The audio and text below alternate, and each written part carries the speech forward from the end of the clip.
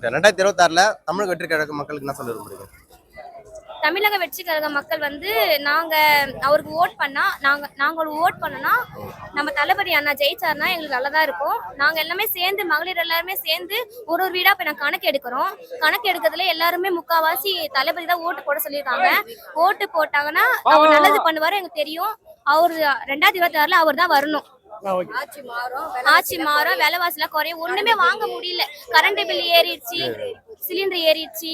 அப்புறம் ஒரு மளிகை கடைக்கு போனாமே காசு பத்தல. ஒரு 100 ரூபாய் எடுத்து போனாலும் எங்க பால் அந்த பிஸ்கெட் வாங்குறதே காசு சரியா போயிடுது. இந்த மாதிரி ஆட்சி மாறணும், எங்க தளபதி அண்ணா தான் வரணும். எங்க தளபதி வருவாரு நாங்க நம்புறோம். பெண்கள் சுதந்திரமா வெளியே போனோம்னா எங்க தளபதி அண்ணா வரணும். பெண்களுக்கு சுதந்திரமே இல்ல, ஒரு இடத்துக்கு போக முடியல, அவ்வளவு பயமா இருக்கு. எங்க பார்த்தா பாலியல் தொல்லையா இருக்கு. பாலியல் கொடுமையால பெண்கள் வெளியே வரதுக்கு ரொம்ப பயப்படுறாங்க. இதெல்லாம் மாறணும்னா எங்க தளபதி அண்ணா விஜய் அண்ணா ஆட்சிக்கு வரணும். அவர் வந்தாதான் எல்லாமே மாறும். எல்லாருமே நாங்க ஓட்டு போட்டு அவர் ஜெயிக்க வைப்போம். அஜித் குமாருக்கு நல்ல நாயம் கிடைச்சாகணும். அஜித் குமாருக்கு நடந்த மாதிரி வேற யாருக்கும் நடக்க கூடாது. இதுக்கப்புறம் அந்த அண்ணா வந்தாங்கன்னா அடுத்த வருஷம் இதெல்லாம் நடக்காம பாத்துப்பாங்க. விஜய் அண்ணா வந்தாருன்னா நாங்க மகளிர் எல்லாம் சேர்ந்து அவங்களுக்கு தான் போடுவோம். அவர் வரதுனால நிறைய மாற்றம் கிடைக்கும். விலைவாசி கம்மியாகும், கரண்ட் பில் கம்மியாகும், பஸ் பாருக்கு விலையும் கம்மியாகும். பஸ் எல்லாம் ஃப்ரீ பஸ் சொல்றாங்க. ஃப்ரீ பஸ் எல்லாம் வர்றதில்ல சரியா. அது 1 ஹவருக்கு ஒரு வாட்டி தான் வருது. நிறைய பேருக்கு பிரச்சனையா இருக்கு. பஸ் சரியா வர்றதில்ல. சிலிண்டர் விலை, கரண்ட் விலை எல்லாமே விலை சரியாச்சு. நாங்களாம் கம்மியா தான் சம்பளத்துக்கு போறோம். நாங்களாம் வீட்டு வேலை செஞ்சு கஷ்டப்படுறோம். நிறைய பேருக்கு ஹஸ்பண்ட் இல்லாம எல்லாம் கஷ்டப்படுறோம். இதனாலதான் என் பசங்களை எல்லாம் படிக்க வைக்கிறோம். நாங்களாம் கஷ்டப்பட்டுதான். அதனால ஆட்சி மாறினா எல்லாமே கொஞ்சம் கம்மியாகும். விஜய் அண்ணா வந்தாருன்னா எல்லாருக்கும் ஓகே தான். அவர் வரணும்.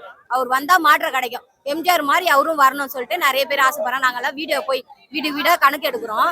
அவங்க எல்லாம் சொல்றாங்க எல்லாமே விஜய் அண்ணா வரட்டும், விஜய் அண்ணா வரணும், விஜய் அண்ணா தான் அடுத்த எம்ஜிஆர் சொல்றாங்க அப்படின்னு சொல்றாங்க. இப்ப பாதுகாப்பு கிடையாது அப்படின்னு நிறைய மகளிர் இதான் சொல்றாங்க. அவர் விஜய் என்னெல்லாம் பேசினாரு? புரியலனா விஜய் அண்ணா என்னெல்லாம் பேசினாரு கண்டன ஆர்ப்பாட்டத்துல? அதான் அஜித் அண்ணாவுக்கு வந்து நியாயம் கிடைக்கணும், நீதி கிடைக்கணும் அப்படின்னு சொல்லி பேசினாங்க. பேசலாம் அவங்க முன்னாடி இங்க இல்ல, நான் பேக்ல இருந்தோம். ஆனா அஜித் சாருக்கு நீதி கிடைக்கணும், என்ன போலீஸா தூங்குறீங்களா, என்ன பண்றீங்க, எதுக்கு மாதிரி கொடுமை பண்றீங்க, அப்படி உங்களுக்கும் அவங்களுக்கும் என்ன இருக்கு அப்படி சொல்லி எல்லாம் கேட்டாங்க. அப்புறம் ஸ்டாலின் பண்றது ரொம்ப தப்பு சொன்னாங்க. ஏன் இப்படி அடிச்சு சாவர அடிக்கிறதுக்கு நீங்க என்ன பண்ணிருந்தீங்க, நீங்க ஆட்சியில இருக்கீங்க, நீங்க என்ன பண்ணிருந்தீங்க அப்படிலாம் கேட்டாங்க. ரொம்ப கரெக்டா தான் பேசுனாங்க எல்லாருமே. நாங்க சோழினூர்ல இருந்து 99வது வட்டத்துல இருந்து வரோம். மகளிர் எல்லாருமே பாத்தீங்கன்னா ஆர்ப்பாட்டத்துக்கு நேத்து குரூப்ல போட்டாச்சு. 8 மணிக்கெல்லாம் எல்லாம் கிளம்பி வந்தோம்னு சொல்லிட்டாங்க. மகளிர் எல்லாம் ஒரு வேன் வச்சுட்டு வேன்ல கொடி கட்டிட்டு எல்லாரும் நாங்க கிளம்பி வந்தோம்.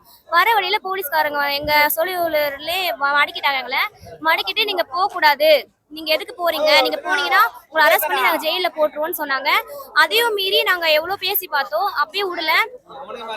அப்புறமா நாங்க என்ன பண்ணோம், வீட்டுக்கு போயிட்டு கார் ஆட்டோ எல்லாம் பிடிச்சி மறுபடியும் வந்தோம். அதுக்கும் வர முடியாம எங்க நிறைய தடை பண்ணியிருந்தாங்க. எல்லாமே அங்க மெரினா பீச் வாண்டி அங்கேயே ஆப்போசிட்ல எல்லாமே பார்க் பண்ணிட்டு சொல்லிட்டாங்க. பார்க் பண்ணிட்டு நாங்க வரத்துக்குள்ளே ரொம்ப டைம் ஆயிடுச்சு. நாங்க டைம் ஆனாலும் பரவாயில்ல, இந்த ஆர்ப்பாட்டத்தை கலந்துக்கணும் ரொம்ப சந்தோஷமா இருக்கு.